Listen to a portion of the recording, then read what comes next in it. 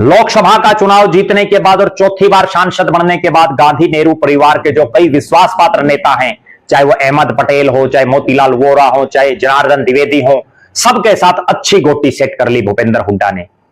और 67 सीटें जब कांग्रेस जीती, चौधरी भजनलाल के नेतृत्व में प्रदेश अध्यक्ष वही थे। मुख्यमंत्री का ताज मिला भूपेंद्र सिंह हुड्डा को और पहली बार हुड्डा परिवार का कोई शख्स प्रदेश का मुख्यमंत्री बनता है। उपचुनाव आता है, भूपेंद्र सिंह हुड्डा अपनी किलोई की सीट श्री कृष्ण हुड्डा को कह करके खाली करा लेते हैं। उपचुनाव हुड्डा साहब रिकॉर्ड मतों से जीतते हैं।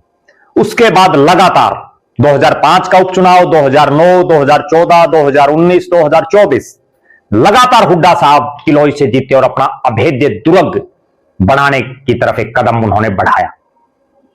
दूसरी तरफ अब आइए, लोकसभा के सांसद थे तो प्रदेश के मुख्यमंत्री बने, लिहाजा लोकसभा से रिजाइन किया हुड्डा साहब ने।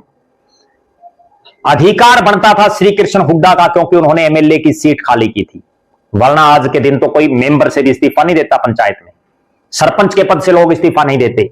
और श्री कृष्ण हुड्डा ने अपने साथी के लिए विधायक की न्यौछावर कर दी।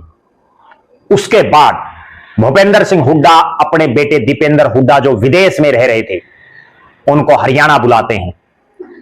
उपचुनाव लड़ते हैं दीपेंद्र हुड्डा और एक तरफा जीतते हैं। फिर 2009 में जीतते हैं, 2014 में जीतते हैं।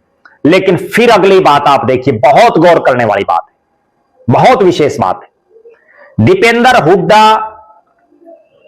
जब तक चौधरी भूपेंद्र सिंह हुड्डा मुख्यमंत्री रहे, 3 बार सांसद बने। जो ही हुड्डा साहब मुख्यमंत्री की कुर्सी से हटे, 2019 के पहली बार वो चुनाव हुआ था जब भूपेंद्र हुड्डा यानी दीपेंद्र हुड्डा के पिता मुख्यमंत्री नहीं थे, और चुनाव परिणाम अरविंद शर्मा चुनाव जीत गए, दीपेंद्र हुड्डा चुनाव हार गए। हालांकि आज भी हुड्डा परिवार के समर्थक यह बात मान रहे हैं कि चुनाव तो दीपेंद्र हुड्डा ही जीते थे, लेकिन भारतीय जनता पार्टी की सरकार का जो दबाव था प्रशासन पर, जिससे अरविंद शर्मा को जिता दिया।